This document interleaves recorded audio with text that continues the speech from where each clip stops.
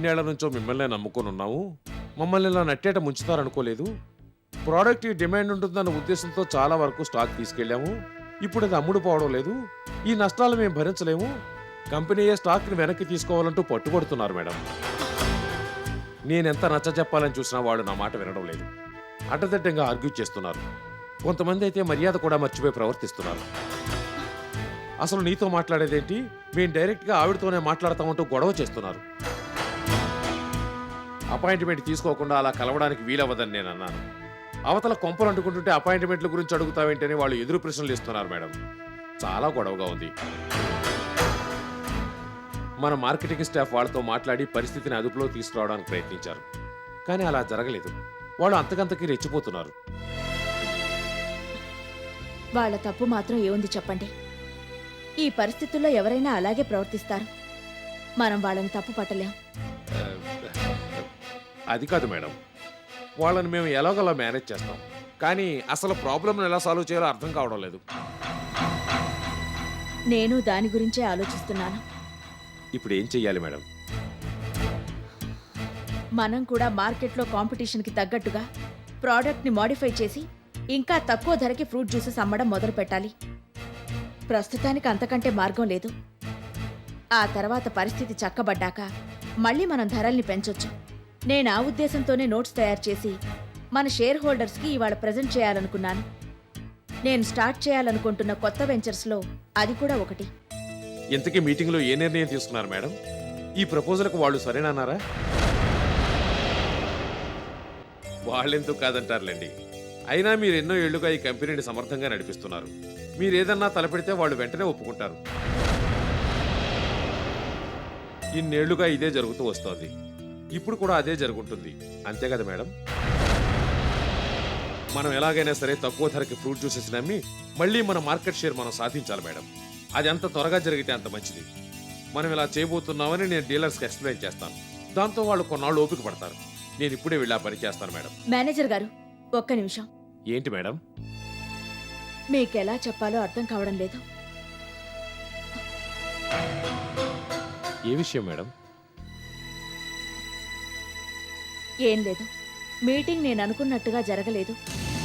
అదేంటి మేడం? అవును, అసలు నేను నా రిపోర్ట్ చదవనే లేదు. మేడం? అవును, బాలకృష్ణ గారు అడుగడుగున అడ్డుపడ్డారు. అసలు నేను నా రిపోర్ట్ని చదవకముందే ఆయన ఏదేదో మాట్లాడి నన్ను అవమానపరిచారు, అవహేళన చేశారు. అవన్నీ చెప్పుకోవడానికి కూడా అసహ్యంగా ఉంటాయి. ఇంకా అక్కడుండటం ఇష్టం లేక, ఆ మాటల్ని భరించలేక మిగతా షేర్ హోల్డర్స్కి అపాలజీ చెప్పి నేను లేచి బయటకు వచ్చేశాను. తప్పనిసరి పరిస్థితుల్లోనే అలా చేయాల్సి వచ్చింది. బాలకృష్ణ గారు కనీస మర్యాద కూడా మర్చిపోయి ప్రవర్తించారు. ఆయనకి నచ్చజెప్పి ప్రయోజనం ఉండదనిపించింది. ఇంకా అక్కడుండి మరిన్ని అవమానాలు ఎదుర్కొనే కన్నా బయలుదేరి వచ్చేయడమే మంచిదనిపించింది. అందుకే అయిష్టంగానే మీటింగ్ మధ్యలోంచి లేచి వచ్చేశాను.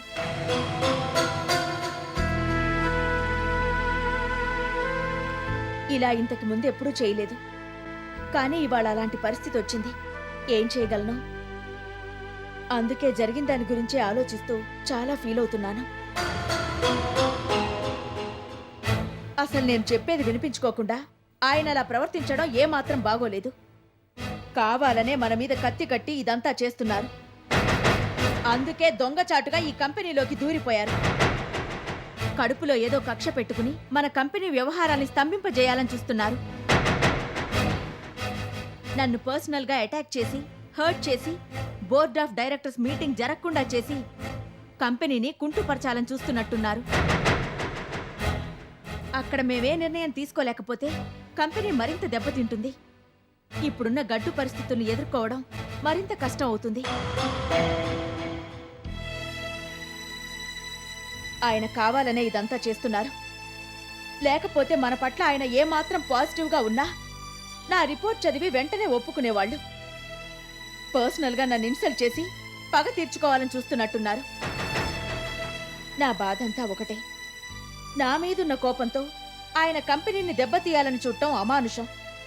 అలా చేయడం వల్ల నేనే కాదు, మిగతా షేర్ హోల్డర్స్ అందరూ నష్టపోతారు. అది ఆయన పట్టించుకోవడం లేదు. ఆయన ఇంత అనెతికల్గా ప్రవర్తిస్తారనుకోలేదు. అసలు ఆయన ఈ కంపెనీలోకి చేరిన పద్ధతే చాలా అసహించుకోదగినది. అయినా ఇప్పుడు ఎన్ననుకుని ఏం లాభం? జరగాల్సిన దాని గురించి ఆలోచించాలి. మీరే ఇలా అంటే ఇంకెలా మేడం? ఎంతో కష్టపడి ఒంటి చేత్తో ఈ కంపెనీని నడిపించుకుంటూ వచ్చారు. ఇంత గొప్ప స్థాయికి తీసుకొచ్చారు. మీ కళ్ళెదుటే ఇలా జరుగుతుంటే మీరు చూస్తూ ఎలా ఊరుకోగలరు మేడం? మీరింత నిస్సహాయంగా మాట్లాడడం నేను ఎప్పుడూ చూడలేదు. మీ మాటలు వింటూ ఉంటే నాకు చాలా బాధగా ఉంది. మేమంతా మీ వెంటే ఉన్నాం. మీరేం చేయమంటే అది చేస్తాం. మీరేం ఫీల్ అవ్వద్దు. ఇందులో మీ తప్పేం లేదు, లోపం అంతకన్నా లేదు. ఇప్పుడు మీరు చేయగలిగింది కూడా ఏమీ లేదు. మేడం, అవును, ఆయన కావాలనే ఇదంతా ప్లాన్ చేసి ఈ కంపెనీలోకి దొంగచాటుగా ప్రవేశించారు. అది నా తప్పే. నేను ముందు ఎలర్ట్గా ఉండకపోవడం నా పొరపాటే. అది అవకాశంగా తీసుకుని మనల్ని దొంగ దెబ్బతీశారు. ఆయన డెఫినెట్గా కంపెనీ బాగు కోరుకోవడం లేదు, లేకపోతే అలా ప్రవర్తించరు. ఇలా జరిగినందుకు మీరెవరూ ఫీల్ అవ్వాల్సిన పని లేదు. ఇదంతా నా వ్యక్తిగతమైన లోపంగానే నేను భావిస్తున్నాను. అది కాదు మేడం, మీరేం చెప్పినా చేయడానికి మేమంతా సిద్ధంగా ఉన్నాం. నాకు ఆ విషయం తెలుసు, కానీ అసలు నిర్ణయమే తీసుకోకుండా చేస్తున్నారు కదా ఆయన. ఆయన ప్లానే అది. ఇంకొన్నాళ్ళు ఇలా చేస్తే కంపెనీ మరింత దెబ్బతింటుంది. అందుకే అడ్డదిడ్డంగా మాట్లాడుతూ మీటింగులను అప్సెట్ చేయాలని చూస్తున్నారు. అవసరమైతే వ్యక్తిగతంగా కూడా నన్ను విమర్శించి తాను అనుకున్నది సాధించాలనుకుంటున్నారు. అంతకన్నా నైత్యం మరొకటుండదు. కాకపోతే ఆయన మోరల్స్ గురించి, ఎథిక్స్ గురించి ఎప్పుడో మర్చిపోయినట్టున్నారు. మరి ఇప్పుడు ఏం చేయాలి మేడం? ఈ ప్రాబ్లంను ఎలా సాల్వ్ చేయడం? నేను దాని గురించే ఆలోచిస్తున్నాను. There will be some way out. Don't worry. ఏం చేసైనా సరే మన కంపెనీని మనం కాపాడుకుందాం. అవసరమైతే నేను వ్యక్తిగతంగా నష్టపోయైనా సరే కంపెనీని నిలబెడతాను. నేను మీకు ఆ హామీ ఇస్తున్నాను. భలేవాళ్లే మేడం, మీరెందుకు అలా అంటున్నారు? మిమ్మల్ని ఈ కంపెనీని మేము విడివిడిగా ఎప్పుడూ చూడలేదు. మీకే నష్టం కలిగాక ఇక కంపెనీ ఏమైపోతే మాత్రం ఏంటి మేడం? లేదు, అలా అనుకోవద్దు. నన్ను నమ్మి నా మీద నమ్మకంతో ఈ కంపెనీలో చాలా మంది పెట్టుబడి పెట్టారు. నేనేమైపోయినా పర్వాలేదు, వాళ్ళ ఆశల్ని మాత్రం నీరుగార్చకూడదు. నా మూలంగా వాళ్ళు నష్టపోకూడదు. అందుకే ఇలా మాట్లాడుతున్నాను. అది కాదు మేడం. ప్లీజ్ నన్ను కొంతసేపు ఒంటరిగా వదిలేయండి. నేను బాగా ఆలోచించి ఓ నిర్ణయం తీసుకుంటాను. ఆ తర్వాత మీకు కబురు చేస్తాను. ఇప్పటికే నా మనసంతా అల్లకల్లోలమైపోయింది. ఇక దీని గురించి ఎక్కువగా మాట్లాడలేను. Please leave me alone.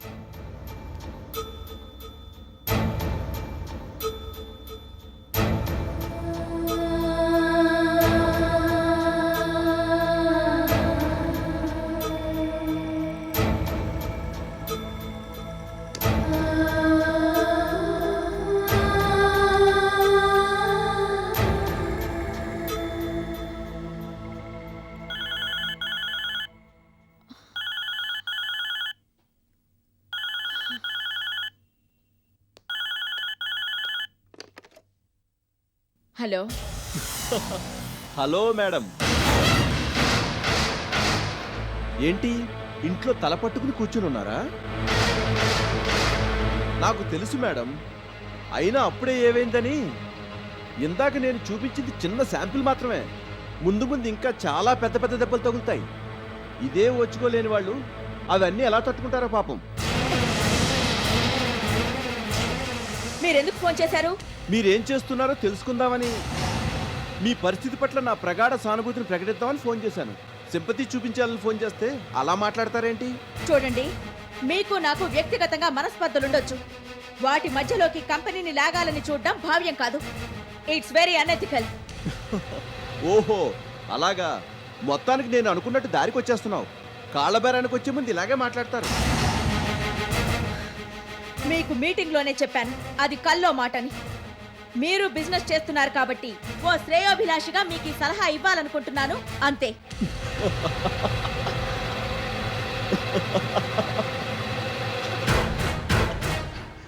నువ్వు ఒక బిజినెస్ ఉమెన్వి, నువ్వు చేసేది ఒక వ్యాపారం.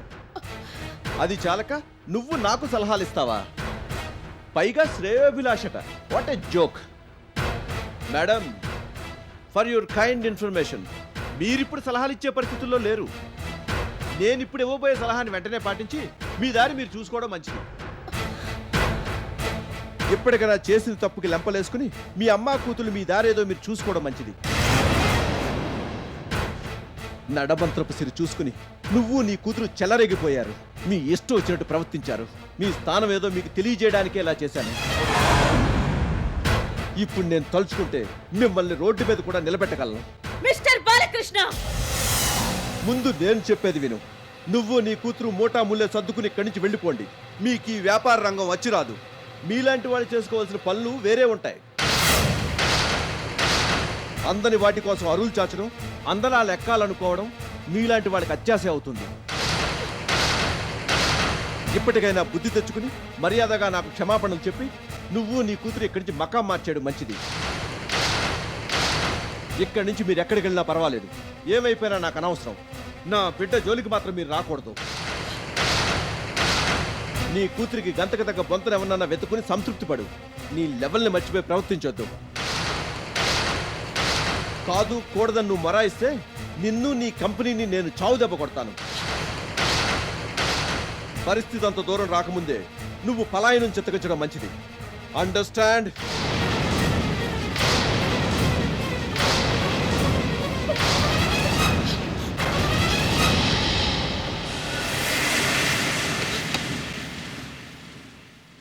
నడబంత్రపు సిరి చూసుకుని నువ్వు నీ కూతురు చెలరేగిపోయారు. మీ ఇష్టం వచ్చినట్టు ప్రవర్తించారు. మీ స్థానం ఏదో మీకు తెలియజేయడానికే ఇలా చేశాను. నువ్వు నీ కూతురు మూటా ముల్లే సర్దుకుని ఇక్కడి నుంచి వెళ్ళిపోండి. మీకు ఈ వ్యాపార రంగం వచ్చి రాదు. మీలాంటి వాళ్ళు చేసుకోవాల్సిన పనులు వేరే ఉంటాయి. నీ కూతురికి గంటకు తగ్గ బొంతను ఎవరన్నా వెతుకుని సంతృప్తి పడు. కాదు కూడదని నువ్వు మొరాయిస్తే నిన్ను నీ కంపెనీని నేను చావు దెబ్బ కొడతాను.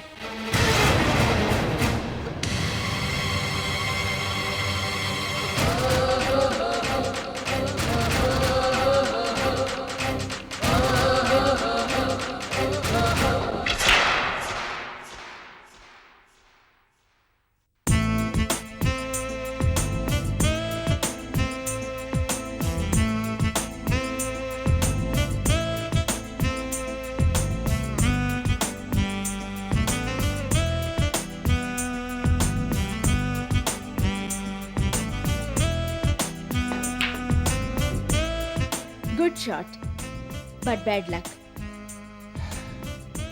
Yes madam.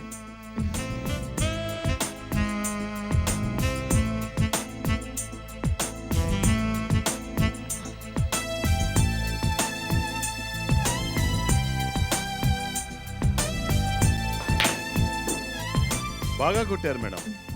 ఏం కాదులేండి, మీ షాట్ని పూర్తి చేశానంతే. 70% క్రెడిట్ మీకే దక్కుతుంది. మీరెప్పుడు అంతే. మీ గురించి మీరు గొప్పగా చెప్పుకోరు. క్రెడిట్ అంతా మిగతా వాళ్ళకే ఇస్తూ ఉంటారు. అదేం లేదులేండి.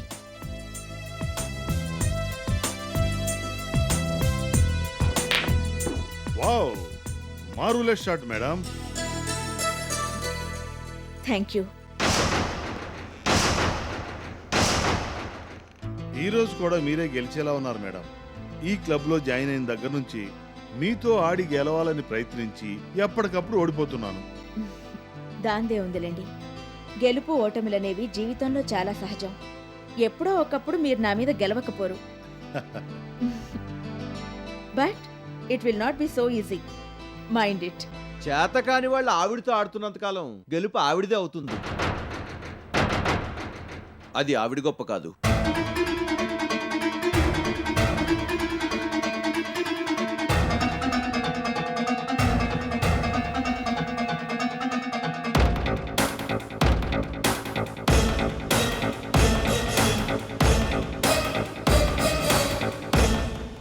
Hello sir, good evening.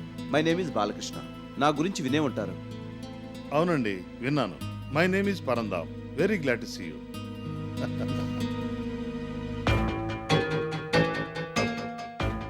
ఏంటి మేడం అలా చూస్తున్నారు? నేనిప్పుడు ఇక్కడ ఎందుకు ప్రత్యక్షమయ్యానన్నా, నేను కూడా ఇప్పుడు ఈ క్లబ్లో మెంబర్నే. ఆ విషయం మీకు తెలీదు. ఇంతకు ముందే ఇక్కడికి వచ్చాను. రిసెప్షన్లో కనుక్కుంటే మీరు ఇక్కడ ఉన్నట్టు తెలిసింది. వెంటనే తమరి దర్శనం చేసుకుందామని హడావిడిగా వచ్చేసాను. మీతో ఆడాలని నేను ఎప్పటి నుంచో ఉబలాటపడిపోతున్నాను. ఇవాళ ఎలాగైనా సరే మీతో ఆడి గెలవాలని పట్టుదలతో ఇక్కడికి వచ్చాను. Sir, if you don't mind me game నేను కంటిన్యూ చేయొచ్చా? దాందే ఉంది. నేను ఆవిడతో చాలాసార్లు ఆడాను. ఆవిడికి అభ్యంతరం లేకపోతే మీరు తప్పకుండా ఆవిడతో ఆడొచ్చు. మీరేమంటారు madam? Do you mind it? అదేంటండి, మన ఆట మధ్యలో ఎందుకు ఆపాలి? ఆయనే అన్నారు కదా మీరు రెగ్యులర్గా ఆడుతూనే ఉంటారని. ఈవేళ నాతో ఆడండి, కాస్త వెరైటీగా ఉంటుంది. ఏమంటారు mister Parandham? Sure, why not? Thank you very much. మీరు ఆడుతూ ఉండండి మేడం. నేను లైబ్రరీకి వెళ్ళి కొన్ని బుక్స్ తీసుకుంటాను.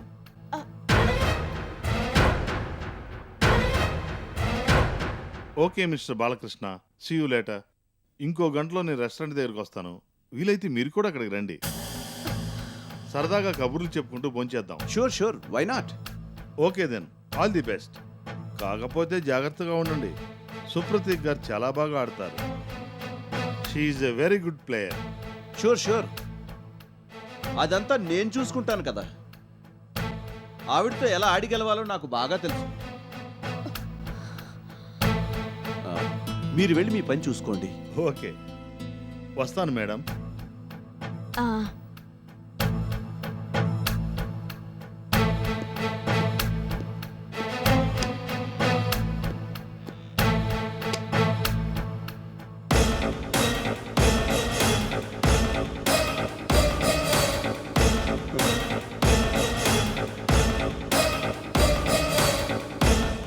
Okay madam, let us continue the game.